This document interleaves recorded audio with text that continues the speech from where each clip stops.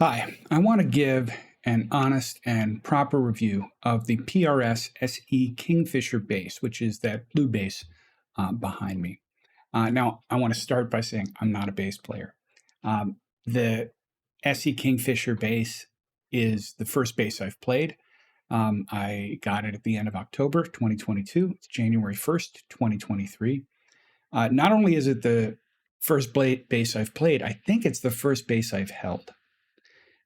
And there are a bunch of things I want to discuss, and I haven't seen really what I would consider um, a really honest review on YouTube of this bass. There are a bunch of things that I'm happy with it about. I'm happy about regarding it. There are some things that I was disappointed with. There's one thing which I was really disappointed with, and I think really disappointed me for the first time in PRS as a company. And I want to discuss that as well. Okay, so let's get started. So this bass, I got the bug. I play other instruments. You can see some other instruments behind me, including a PRS CE24 guitar, a mandolin. I have some other instruments in the other room. But I've never played bass, but I got the bug and I wanted to play bass. I wanted to get a bass. And I started looking around and everybody says, well, just get like a Squire, just get an entry-level bass. But I've been disappointed in really entry-level instruments before. And so I thought, okay, let me just get an instrument that, something I can afford, but something that's not like, top of the line. And PRS has had this SE series for its own entry-level instruments and guitars for a number of years. It's been really successful for them. I have a PRS CE24 guitar. I love it. PRS makes great instruments. And I'm also a big admirer of Paul himself. I think Paul Reed Smith, the founder of PRS, he's such a nerd and he's so particular and he's constantly innovating. And I really like the way he's managed to build a company that is a production level company. So they really produce a large number of instruments and they basically seemingly never really produce a bad instrument. They do great work. So I thought, okay, I'll get one of these PRS SE basses. So I started looking, and there are two of them. There are two kind of PRS SE basses. There's the Kestrel and the Kingfisher, and you can kind of tell by looking at them. They're a little different from each other, but they both have the kind of things that I was really looking for. So this is the Kestrel, and it's kind of a jazz bass style. You can see it's got jazz bass style pickups. It's got this really nice hardware. So it's got hip shot hardware on the bridge, and the tuners are hip shot tuners. It very much looks like a jazz bass. And I looked at that, and then I looked at the Kingfisher. So this is the Kingfisher from the PRS website. And again, it looks great. It's got that really, kind of PRS-like look to it with this maple veneer and a really nice finish. And it's got that blue sunburst. And I thought it was really eye-catching. And in this case, it advertises itself as humbuckers. You can see these two rows, and all of the documentation describes this. So you can see here, down here, let's see, let me move this over here a little bit. Dual humbucking pickups. And 24 fret. So it's 24 fret, not 22 fret. 34-inch scale length, sort of standard. It's got these deep, thick sounding humbuckers with plenty of top end clarity and punch. That's how it's drawn. And I really like the look of it. And so I just went ahead and bought it. I just went ahead and bought the damn thing. In fact, any person, including me, if I were recommending somebody go get an instrument for the first time, they would say, go play a bunch of instruments and get the one that you like. But I'd never held a bass before. And so I wasn't sure what I would really be looking for, but I trusted PRS, and I liked the look of this one, and I figured it was going to be well appointed and well put together, well manufactured. So I just ordered it, and it arrived, or actually I picked it up at the shop in a box, brought it home and plugged it in. I didn't even try it out in this store. So I got home and started playing around with it. This was at the end of October. And I realized pretty quickly that the pickups, these pickups were, well, they were weaker than I expected. So if we take a look at this again, you know, they look like, they kind of look impressive, right? One of the reviews I noted said it had these massive pole pieces and so on. And this is actually my biggest disappointment with this, because these pickups are quite weak. They're really quite weak. And it turns out there's a reason why they're so weak. And I want to show it to you. And let's see if I can do that. So these are the actual pickups. Actually, the pickup, the guitar, the bass behind me, which I'll show you in a moment, doesn't actually have these pickups, because I took these pickups out of the guitar and replaced them. But these are the pickups that came in the guitar. And I don't know if you can see, let me see if I can do this. Can you tell, you might be able to tell that these two rows, the top row and the bottom row of this thing, they look a little different, right? Can you see that? They look a little different. That bottom row has a little less shine on it. And the same as this one I opened up, and you'll see why in a moment. This same one, this one is the same thing, except in this case, it's the top one the top row that has a little less shine. The bottom row has a little more shine. And it turns out that's because these only these ones, only this one row here is magnetic. These are magnets. All of these ones are magnets. And these ones are not magnets. None of these poles, this top row of poles, the shiny ones, are not magnets. These shiny ones are not magnets, but these ones sure are. So this is actually not a true humbucker. So what is it? So I opened it up, took this off, and took a look at it. So I actually took one of the leads off, but let's see if I can zoom in here a little bit further. Yeah, I guess that's about as far as I'm going to get. So it looks like a humbucking pickup. It's got coils, it's got two coils, and it has what looks like two sets of poles, right? Like you would expect a humbucking pickup to have.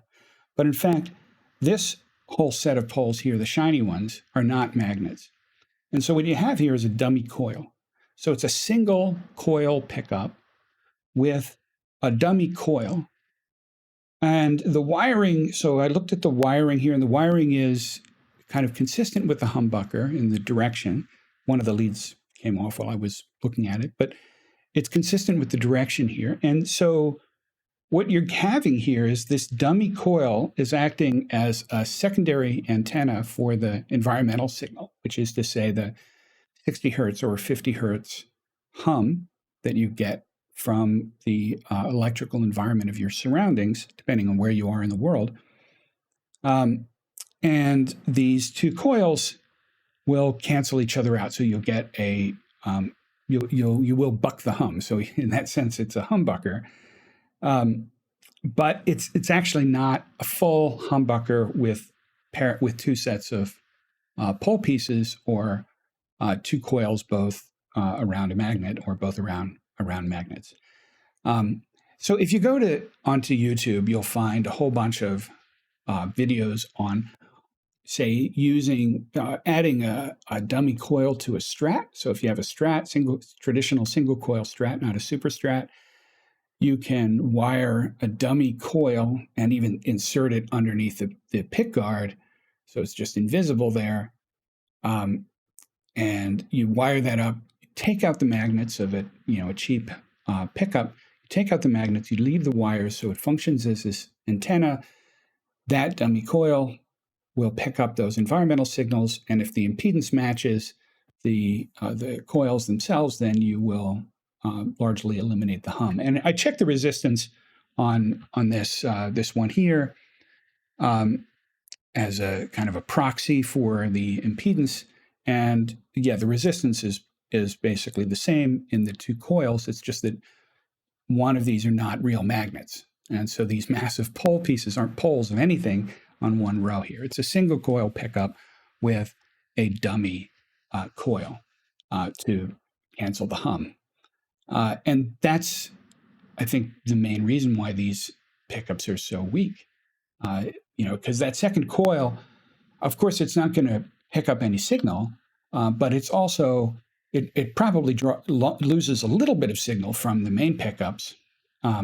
Maybe it rolls off a little bit of the high end, but it certainly doesn't add any signal. The only thing it's going to do, so you don't get that kind of traditional larger gain on a humbucker in these cases, just a single coil with the dummy coil for a humbucking purpose. The other thing is, I think it's worth noting, let's go back here to the screen. It's worth noting here, let me zoom in a bit here. Okay, so if you look at this, it's worth thinking, if you were to look at this straight up and think that these were true humbuckers, if they were true humbuckers, you would kind of picture the center of the pickup as here, right in between the two poles, because both poles would be functioning as pickups. This is not true, right? Only that you can even tell the difference in shine here, right? So I think that the row towards the bridge on the neck pickup is the magnets, and the row towards the neck on the bridge pickup is the magnet. So the actual pickup positions are actually closer to each other. The centers of those pickup positions are closer to each other than they actually are on the pickups, because it's only the magnets that are close to each other that are actually functioning as pickups. Okay, so what did I do here? So what I did, well, I made a few modifications. One thing I did, well, let me see if I can put this under here.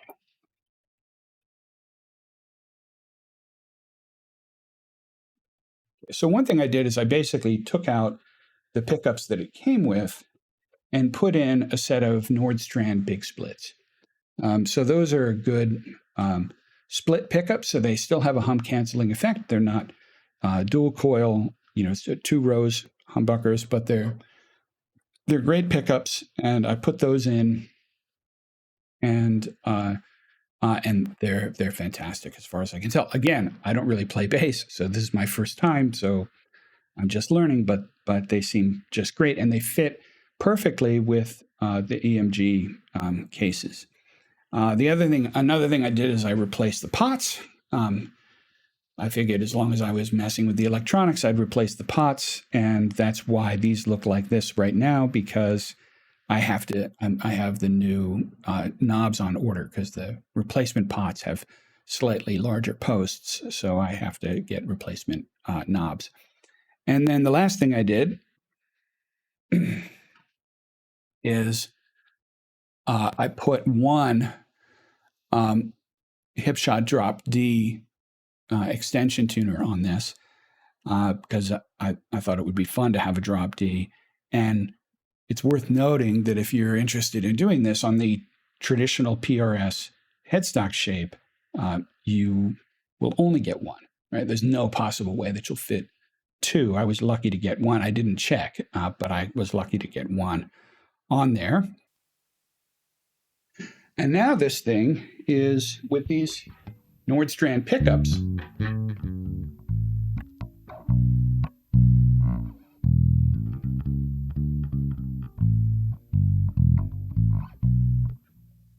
The pickups are great, and they're so much stronger, so much better output, so much, just the tone is great compared to the original pickups. So that's where I'm going to leave it. I will say, I actually hope PRS is watching this. I mean, nobody watches this channel, but I hope PRS is watching this, because it's so disappointing, right? This is they're such a great company. They make great guitars. This is a great bass. I mean, in a lot of ways, it's terrific. And some of the things that it has, like not just the finish, right? But it's also, this is a through body construction. So the neck goes all the way through. You can see there the walnut with the neck going all the way through, which is great. So it's not a bolt-on neck. The frets are great. The finish is great.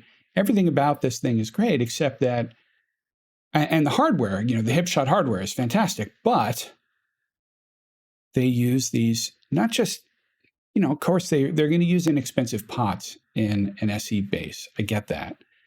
But in this case, they also, I think, the pickups on this particular bass are misleading.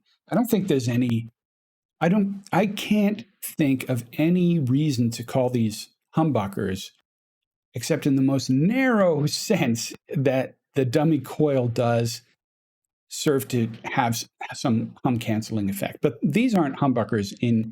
Nobody would call these and sell these as humbuckers, honestly. I think so. There's a level of deception and misinformation in calling these humbuckers, and this is enormously disappointing because PRS is such a great maker, in large part because their reputation is so great. And well, that's not why they're a great maker, but they have such a great reputation because they're a great maker, because Paul has built this company with a vision for consistency and innovation.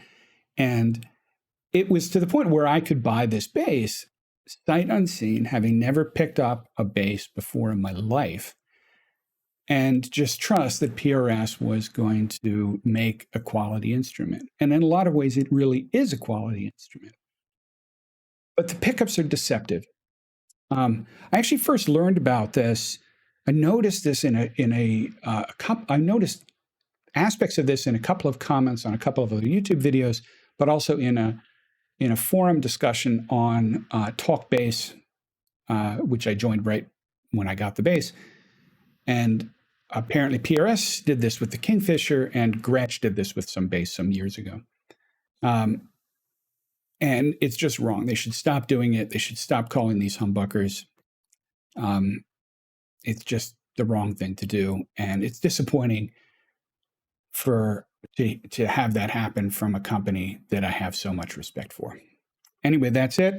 I'm enjoying this thing, a little Christmas present to myself. So, but I thought it deserved an honest review. So here we are.